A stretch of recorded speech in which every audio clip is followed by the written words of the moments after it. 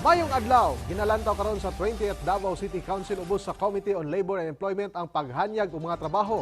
Karong sagad nga usab ang nigraduar og ang mga estudyante sa kolehiyo ug senior high school.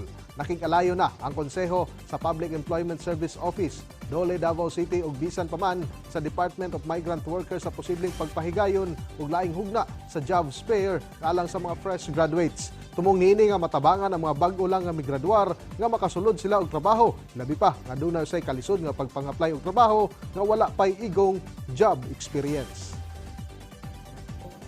We are in constant coordination and in partnership with the employment agencies both for the local and overseas para sa continuous job fairs. And puhon sa SK Fed, we will also be conducting mga job fairs. Actually, ang ibang SK chapters sa sa other barangays, they are also conducting their own job fairs na.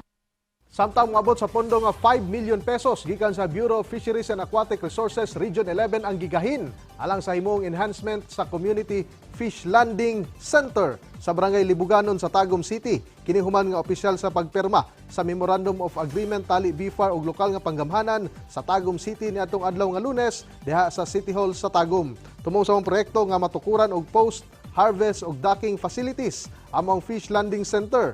Dako ang suporta sa lokal nga panggamhanan sa Tagum City sa maong lakang sa tumo nga mapalambo pa ang panginabuhian sa atong lokal nga mangingisda ug mapalig-on pa ang seguridad sa pagkaon sa dakbayan.